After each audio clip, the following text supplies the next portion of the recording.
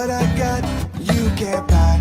It resides between my eyes. Walked through the fire, came out better on the other side. See, life's like a beach if you find the sand. And right now, I'm feeling like 100 grand. You are listening to Inspired Insider with your host, Dr. Jeremy Wise. Dr. Jeremy Wise here, founder of InspiredInsider.com, where I talk with inspirational entrepreneurs and leaders. Today is no different. We have Todd Porch of Strategus. And Todd, before I formally introduce you, I always like to point out other episodes people should check out of the podcast. And since this is part of the Top Agency series, I did 2 interviews with Jason Swank. Jason Swank built his agency up to over 8 figures, sold it, and then he started a new business, purchasing agencies. So both of those are great. Todd Tasky is another good one. He also has the Second Bite podcast where he talks about how he pairs private equity with agencies, and they sometimes make more on the second bite than they do on the first if they're selling. And Duncan Alney of Firebelly Marketing, we're going to talk about, Strategus has a lot of solutions for agencies. And one of those solutions is for food and beverage companies, agencies serving food and beverage companies. So Duncan, they specialize in food and beverage companies at Firebelly Marketing. So I'm going to tell him to check out what you guys do, Todd, at Strategus. And this episode is brought to you by Rise 25. And Rise 25, we help people give to and connect to their Dream 100 relationships and partnerships. And how do we do that? We actually help you run your podcast. We're an easy button for a company to launch and run a podcast. We do accountability, strategy, and the full execution, full production of the podcast. We call ourselves sometimes the magic elves that work behind the scenes. I have a feeling Todd and their company also are sometimes the magic elves that work behind the scenes for the TV, radio, and online advertising. And for me, Todd, the number one thing in my life is relationships. I'm always looking at ways to give to my best relationships. And I found no better way to do that than profile the people and companies I most admire and share what they're working on over the past decade. So if you have questions, go to rise25.com. If you've thought about podcasting, you definitely should. So without further ado, Todd Porch, he serves as president at Strategus. And Strategus, and Todd will do a better job explaining, but it's a connected TV managed service provider. So, when you turn on your TV and there's all of those, YouTube TV, Hulu, I think I subscribe to 7 different ones, HBO Max, all of them. So Strategus served the first programmatic connected TV ad campaign back in 2015 and is one of the only pure play CTV services, connected TV services companies out there. And Strategus has been recognized on the Inc. 5000 list as one of the fastest growing companies in the US for 5 consecutive years. It's hard to do it 1 year and then 2 years. It's amazing the growth that you have had there to do it 5 consecutive years. Todd serves as Adjunct Professor at the University of Denver in the Executive MBA Program, teaching strategy and leadership. And his background goes way back. I'm not going to date you too much, Todd, but goes way back in internet days, back to 1999 at Yahoo. So he's very early in the internet world. He also was at Sprint in the Cuban Companies. So Todd, thanks for joining me. Hey, Jeremy, great to be here. Thank you for the invite. So I really want to dig into your background, but first, just tell people a little about Strategus and what you do. Look, Strategus, Jeremy, was a company that was founded in 2015 for all intents and purposes. And as you stated, as the pioneer in the connected TV space by serving the first programmatic, connected TV ad campaign. We did that for a large automotive company. We still actually work with that company today. So longstanding customer of ours. We aspire to be the managed service company that, all others are measured by. And that, wears a number of different costumes. We continue to assert ourselves as the, kind of industry leading managed service provider, granting access to Americans' living rooms and, through their largest digital devices. We're, a TV-centric, data-driven entity, and we start on the living room TV and continue to engage audiences across every device that they own. We acknowledge, kind of vast complexity and fragmentation in a breakneck pace of change in this industry. We're continuing to curate an ad tech stack of, kind of best in breed data, inventory and measurement products to deliver this, inventory and campaign strategies and solutions for both agencies and direct clients. So we love what we do. We're fast and nimble. Oftentimes we say it's better to be fast than big. So we take a ton of pride in really providing solutions for our customers that allow differentiation from, the vast array of outlets that you can buy connected television inventory from. I kid all the time. I mean, CTV inventory is like, hot dogs on corners. You can buy them in every big city. You can find them everywhere. So we have what we think is a cocktail of differentiation that we deliver and execute very well for our clients. And that's why we continue to grow year over year, as you mentioned, for the past 6 or 7 years. Can we talk? I want to talk about some case studies for a second so people kind of understand a little bit. So take, for example, there's an agency that serves the legal field, whether it's personal injury or whatever it is. That agency would come to you and you would be a partner with them, and talk about maybe an example in the legal industry. So, I mean, let me just kind of explain our process. Because we're a small and nimble shop, we have the capability and the openness to. Small is always relative. I don't know in the agency world if you consider small, but yes. Yeah. What we would say has been a successful approach for us is, from an agency standpoint, it's important that the agency understand that we're not trying to do their job for them. We are happy to stand beside the agency and lock arms with them and be their de facto connected television solution provider, or we'll stand behind the curtain and provide them with the ability and enable them with the ability to go execute under their brand. So we've done it both ways. We continue to do it both ways, and that's part of our strategy. Ultimately, we want to continue to provide the value differentiation for connected television in particular as an element across the digital landscape for a marketer, right? So we would, depending upon the goals and objectives of the campaign, typically what we would do is sit down with a faction of our team, both from our R&D, from our strategist labs group, from our account management group that, ultimately has seen kind of, both the front end from a strategy perspective and the back end from an execution perspective. I always call, those people on my team the voice of reason, because they know what works and they know how to optimize it, and they know how to manage those campaigns on a daily basis. And one of our solution providers, one of our account executives. So we get that strategy team together to listen to the needs and objectives of the agency or the client, and then we ideate with them with our portfolio, right, of solutions. And the portfolio of solutions that Strategist offers isn't just a host of off-the-shelf products.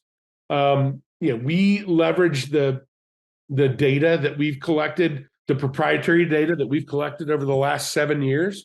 And we leverage that data in a host of different ways. So, whether it be from an attribution perspective, whether it be from a strategy perspective, whether it be from an audience building perspective, we have, oodles of data that we can leverage to come back and say, and provide a suggestion or a recommendation for how the audience should be identified, how it should be accessed, what should be measured.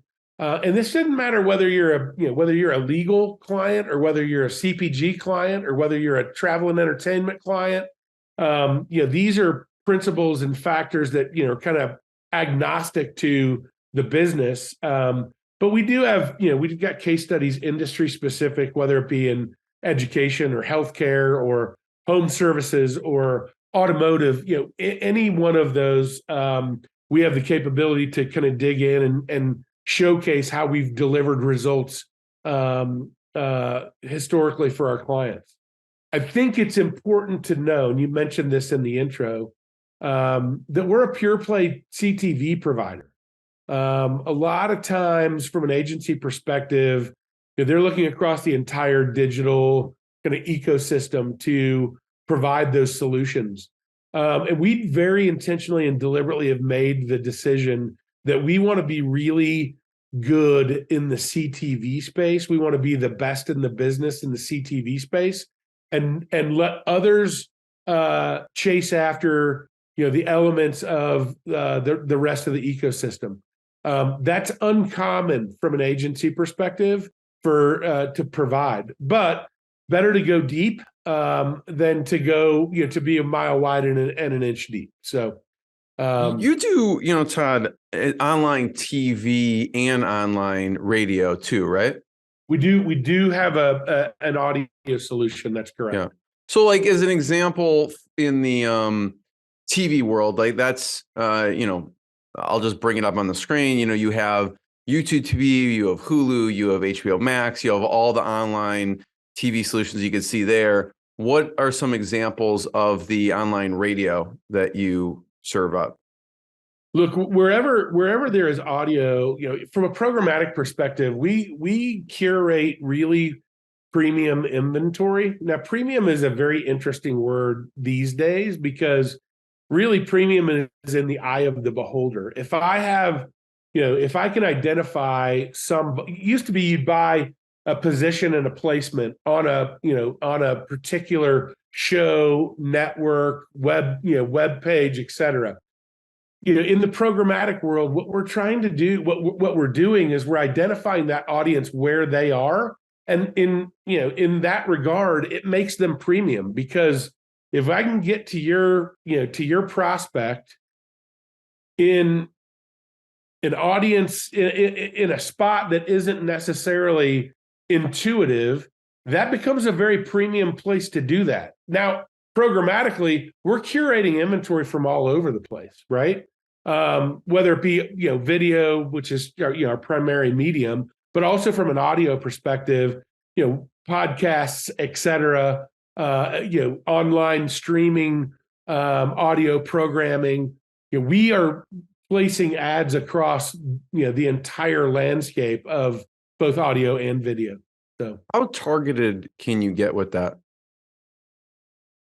Because I know you serve even local restaurants even. So like, absolutely. You're from a radio and TV perspective, it seems like you can do a lot of different things, even from a targeted solution, location wise. And what are the other ways you can target with it?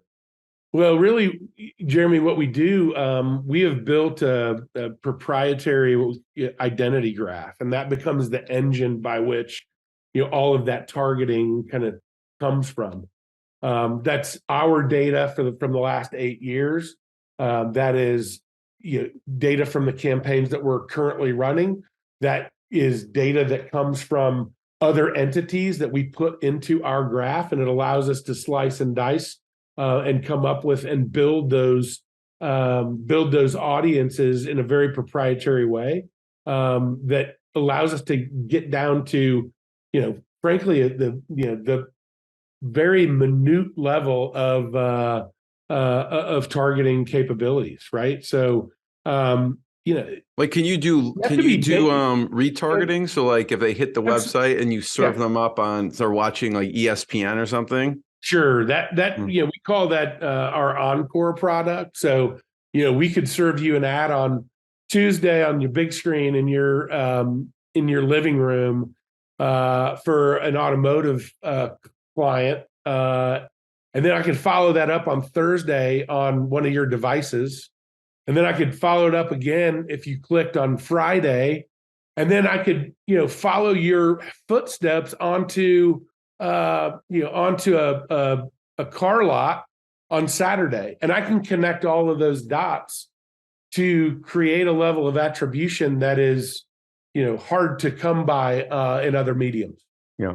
No, I love it because it gives so many ideas. It's super powerful if someone's like, hey, wait, I just was watching the basketball game and I saw Rise 25 on the screen. Right, exactly. It's pretty cool. Talk about I want to go back to your roots a little bit. And with you started off back at Sprint, we were talking about, and then you transitioned to a Mark Cuban company. What did you do there? I left Sprint in, I want to say it was probably 98, late 98, and went to work for Mark and Todd Wagner at broadcast.com. And I led the operations team there for a number of years prior to the purchase of broadcast.com by Yahoo. And then I spent 14 years at Yahoo. So, really saw the internet from its inception, from a streaming audio and video perspective, through, maturity in the, kind of the mid-teens. I left there. What was it like? Back up for a second. What was it like running operations there? What did you learn from Todd and Mark at the company?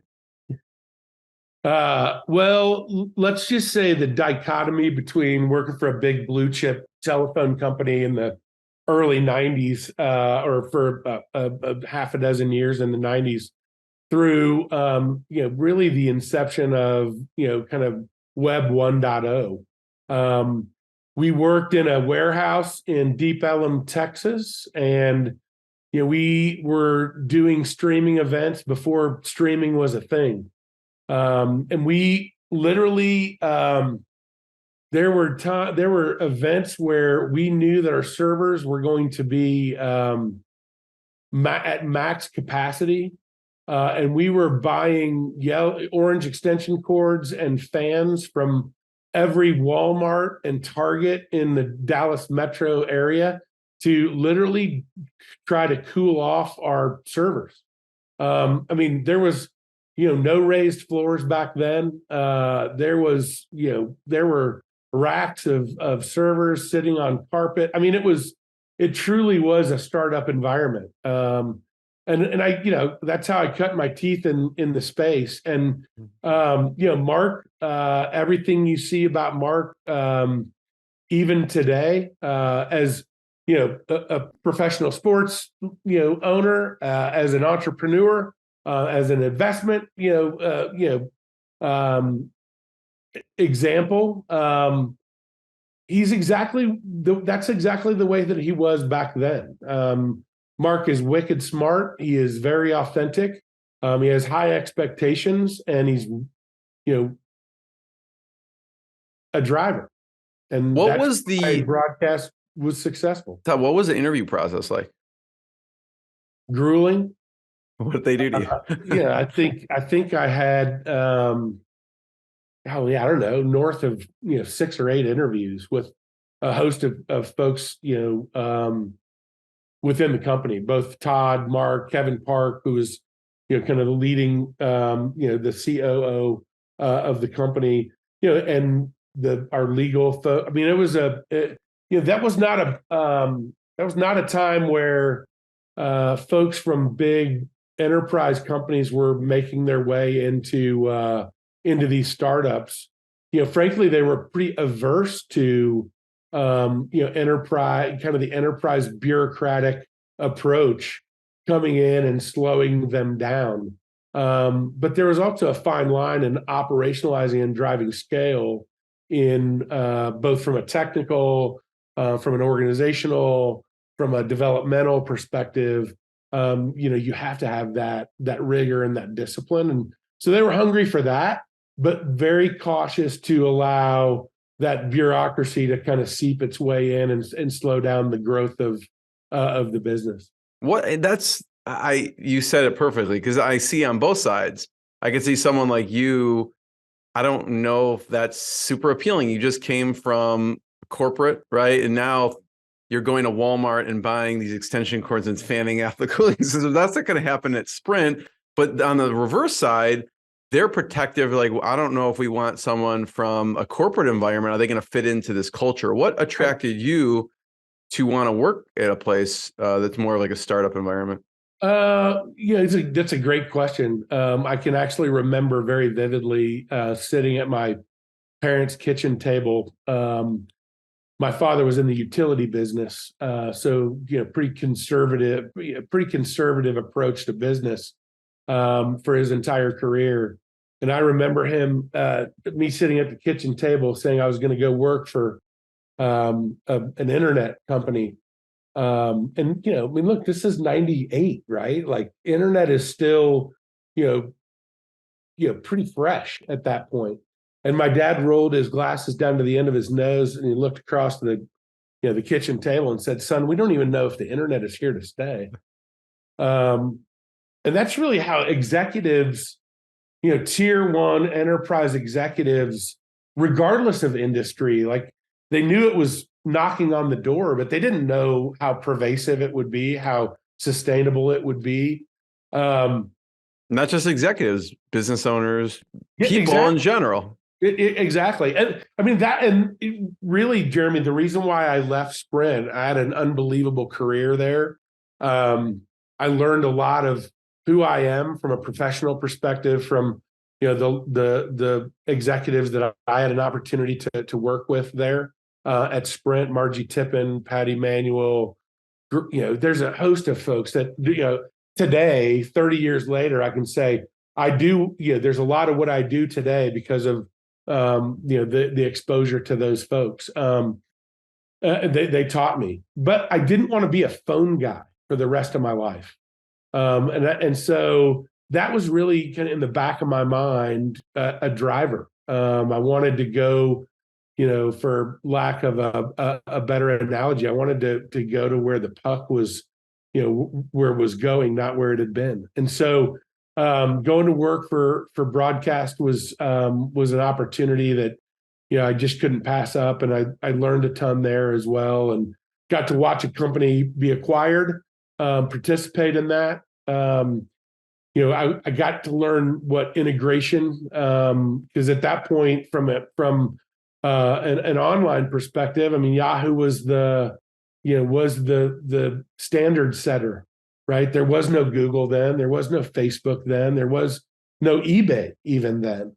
So Yahoo really kind of wrote the book on what online businesses look like. And, we all have our perspective of Yahoo today over the last 10 decade or so. And, it's the hands that have, that it's changed between. But boy, I'll tell you, in the early 2000s, Yahoo was setting the pace, and they were the standard by which other internet companies were measured, and that was a fun place to be and to lead.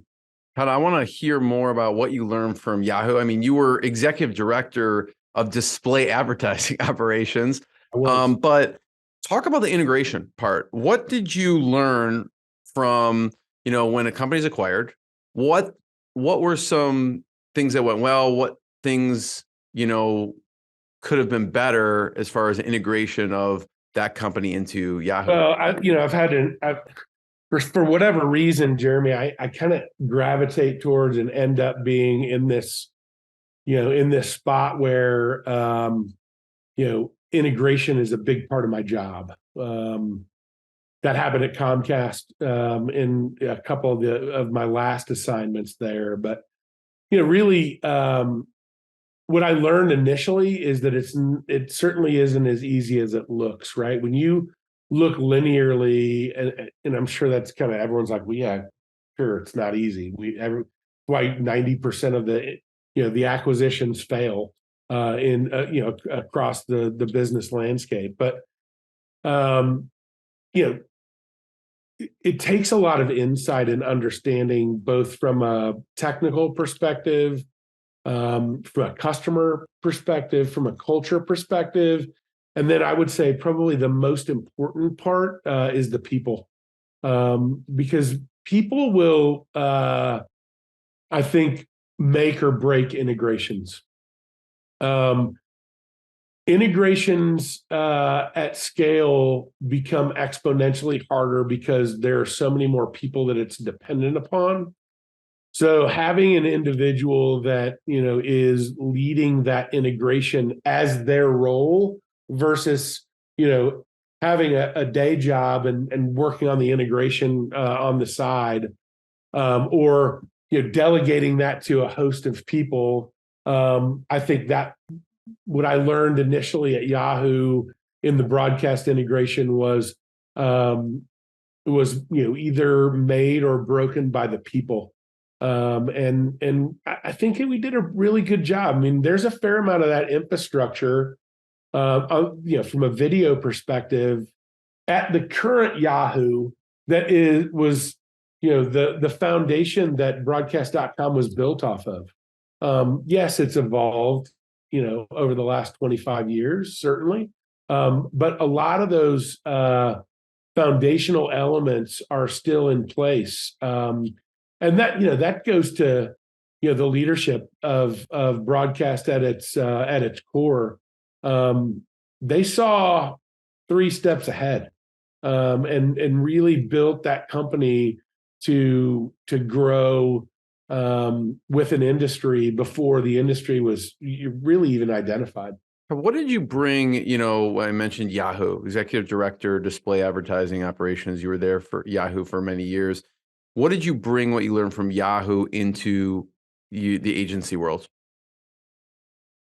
Look, I'm an operator at heart. I'm a smarter, better, faster guy.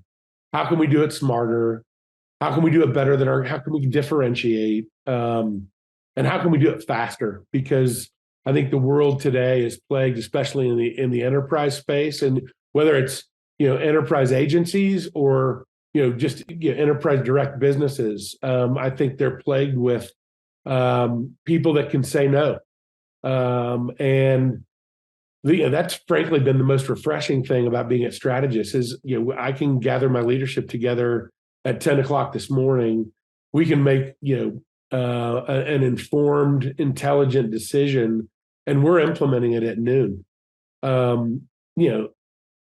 At the likes of Yahoo in my later days there, and certainly in my days at Comcast, what I just explained in a 2-hour time frame could take months, quarters, because there were people that would stand in the way of it and block it. And that's unfortunate because that hinders those larger entities to be able to move very fast. I've got a punch list of just examples of areas that when I left to come to work for Strategus, that I believed could be differentiated upon just by the sheer fact of knowing what was available at the enterprise, but unavailable to be executed on. So I knew we could differentiate and move quickly and make material and meaningful differences for clients and other agencies, because we could deliver solutions that were accountable and quick. Yeah. Because when you say, we're a small company, we're talking, whatever it is, over $40 million, but you're comparing it to billion-dollar companies that you worked with, Comcast, Sprint, Yahoo. I'd love to know what the growth, because I mean, your company is probably more than tripled over several years, with revenue and also huge growth in staff. What had to change and evolve within the company to allow for that growth? I think there's a host of things. Here's what I would say. We talk a lot about the purpose of our business, which is to be, the purpose the stated purpose at Strategus is to provide the best job that anyone's ever had. That's the underpinning. On top of that sits our core values of respect and full engagement and and development. And on top of that, you start to build an organizational strategy. And the organizational strategy is underpinned by, leadership and people. The leadership and people drive processes, business process, and standardization and consistency allows it to scale. So, I've just kind of walked you through our, kind of our strategy of how we have built over the last, over the last 2 years since I've been here. And what it does is it by having a very stated and understood framework with checks and balances at each step of the way,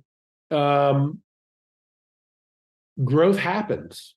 And we drive I meet with our entire company on Monday mornings and Friday mornings. In fact, I just got off our Friday call about an hour ago. On Monday mornings, we walk through our entire P&L.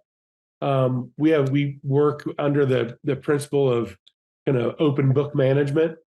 So it doesn't matter whether you're a media planner, an account manager, an account executive, a finance person, a product leader. We go through the P&L top to bottom every day or every Monday morning. We have a big belief that if folks understand what is driving and running the business, then you will act like an owner in whatever capacity you're serving the company in. That's one example of how we continue to build, but stay very rooted in the foundations that we've stated are imperative to the company. I'm proud to talk about our net promoter score, how we measure our client satisfaction, but probably even more proud about how we measure our employee satisfaction, because I'm a big believer that if you take care of your people will take care of their clients, of our clients. So that's a huge focus. My leadership team looks at every decision that we make first through how it affects our employees, and then how that manifests itself into the client experience downstream. Yeah, I love it. It's really a people first approach to everything. And I think there's a great book about this. I think it's called The Great Game of Business. So our meetings on Monday morning are called GGOB meetings. So I think you can go, I don't know, you may know this. I think you can actually go, or you used to be able to go to one of their meetings. I forgot where it was. You know what I'm talking about? It's in Springfield, Missouri. So have you gone to one of them? Our team has gone to the GGOB meetings. We've been exposed to the process. We've talked to the folks that were the founders of that program, and we use it. We use it very deliberately and intentionally. I would say that there's there are iterations of how we of how that manifests itself in our business, but we've made it our own. But the Great Game of Business foundation is what we base it off of. At what point did you or the company decide to go totally transparent with everything? It predates me. Our two founders, Dave Miles and Joel Cox, had the foresight to land on that foundation and be very true and committed to it, and have been for years and years. In fact, when I was approached to come to Strategus to lead the business as the president, that's frankly one of the reasons why. That was one of the differentiating factors that led to me moving from frankly a very great role, an unbelievable role in a really what I would say leading business unit at Comcast called Effectv, which is their ad sales arm. James Rook and Marcian Jenks and the gentlemen that lead that organization were unbelievable to work for, to work with. And it was a tough decision to leave Comcast. But one of the reasons why I did was because I loved the DNA that Strategis had around its transparency, its open book style, and and frankly, its authenticity and how they served their employee base. What else had attracted you to the company? When I hear this, and I say this because anyone out there, you're trying to attract amazing talent with someone who has a tremendous background. I'm wondering what attracted you, and other people could probably think about that, how they can use to attract their own if they want to bring in a CEO or president of their company. Look, I had the unbelievable opportunity to work for some marquee brands, especially at the point in time that I worked for them. Sprint was a leader from a telephony technology perspective when I was there. Yahoo was the standard for digital digital advertising and technology companies in the late 90s and early 2000s. Comcast has done a spectacular job of reinventing itself through a number of iterations under Brian and his leadership team at Comcast. Those brands are bellwethers, right? At least in my era, of companies that you would give your left arm to have an opportunity to work with, let alone lead at. And I did. I had teams from 12 in the early days to over 1,000 at points. And I came to work for a company with 21 people. And I did it, Jeremy, because I saw it as a bit of a blank canvas. And as a student of leadership, it provided me an opportunity to continue to iterate on what Dave and Joel had set as the foundation, but to bring it to scale. And we're continuing to push the boundaries. We talk about what's next a lot. We like to be disruptive in the space. We like to challenge the status quo. We know that there are in an unbelievable space in the digital marketing space as it steals share from the linear, kind of the linear ad space. We have to be innovative, and we have to deliver solutions that are differentiated and provide results that are very specific. For all of those reasons, I chose to leave Comcast and come build a culture at Strategis, or continue the culture that the framework had already been laid, but to do that and grow it at scale. I know, you come in, you're actually, really experienced is coming into a company that's startup like and filling a role, but the founders may not be as experienced bringing on someone like you. What was I don't know if it's changed, but originally, what was your role? What were you set out to do compared to, originally with Strategis compared to now? I mean, Dave and Joel would say, "Hey, we hired Porch." Dave is a 40-year plus agency owner. He's a creative at heart. He's an unbelievable business. He has an unbelievable business mind, but is not an operator. That would be self-admitted. Joel is a very deep technology understanding, ability to connect dots between opportunity, technology, and advertiser need.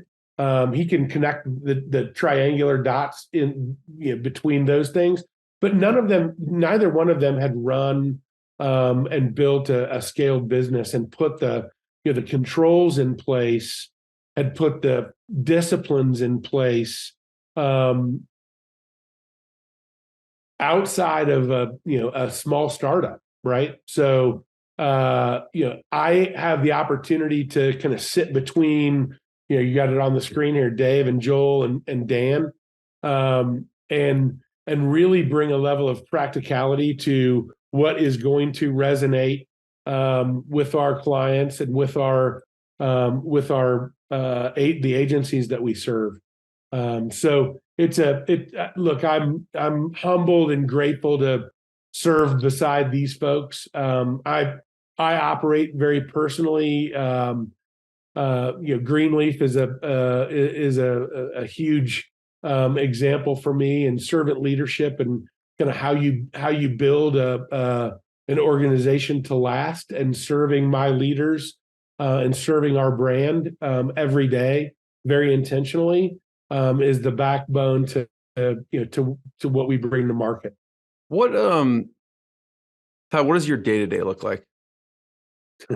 What do you focus on? My day-to-day, I'm an early riser. I try to read a fair amount before my house starts to buzz. I've got 3 daughters. So teenage daughter, well, 1 in college now, 2 in high school. So it's a bit of a hurricane around my house, after the sun comes up. So I do a fair amount of reading before the sun comes up. I play a very intentional dad role, kind of watching and pushing and prodding and before the kids get out of the house. And then I go to the office, even in this day of remote work. My leadership team, for the most part, goes into the office every day. I don't take that for granted. I'm a believer in remote work. In fact, 95% of our company is remote. We facilitate and enable that, and frankly encourage it, because I think we get a better angle on talent that way. But that's a story for a different day. And then we've got standing meetings. I meet with each of my leaders for an hour a piece once a week. I meet with the company twice a week in standing meetings on Monday and Friday. I meet with my leadership team collectively on Wednesdays at noon. And then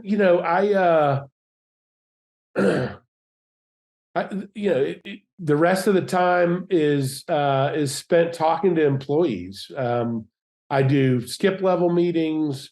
I spend time listening to what we call chorus calls. So, our business development representatives that are talking to prospects, we listen to those calls together as a leadership team to ensure that, we know how the company is being represented, where the obstacles are, and that we're, very well aware collectively as a leadership team. I try to support and develop and grow my leaders. I teach a couple of classes. You mentioned that at the onset of our conversation at the University of the Daniels College of Business at DU. That is important to me. That it allows me to stay in touch with. Typically I've got 30 executive MBA students that are aspiring to what's next or to deepen their education. But that also keeps me grounded in what's happening outside of my industry. They challenge me. I always say I learn more from them than I teach them. But selfishly, that's very fulfilling for me. I love the give back element to teaching. But selfishly, I love what I learn from my students that are unbelievably founded professionals, typically 10 to 15 years into their career, and raised their hand to say, I want to learn more. I want to broaden my perspective. I want to be challenged. That's a fun part of my life. So So it's kind of all of those things. One day is not, every day is different than the next, but I would say I'm very deliberate about spending time with people. Yeah. Todd, I have one last question. And I know before I ask it, I want to just encourage people to check out strategist.com, which you've seen on the screen to learn more. And I know before we hit record, we were talking about your role and some of the things you're thinking about, and you're thinking about a lot of things from industry to marketplace to managing to leading. And, a lot of strategists, it's people first. And I know a main focus for you is growing leaders and helping people. So I'd love to hear resources. It could be books, audiobooks, podcasts, actual books. What do you recommend? I don't know if you have a preferred reading list for your as an adjunct professor, but what are some resources people should check out? I do. The last book that I read, in fact, I met with my head of operations and my head of account management this week, actually, to have a conversation about a book called The Power of Moments. That's top of mind. Power of Moments is a great one and applicable both, from a professional perspective and a personal perspective. I would encourage you to do that.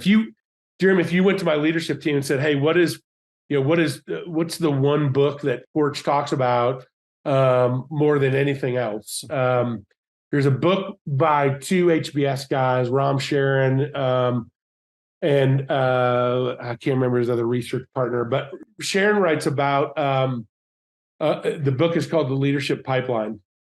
And I think, from a pure leadership perspective, I think this is I wouldn't just shoulder it to U.S. business, because I've seen it in Europe and in Asia as well. But I think there's a plague in current business today from a leadership perspective, because most enterprise businesses today and most small businesses today, a lot of times they're hiring from inside, which I am a proponent of, by the way.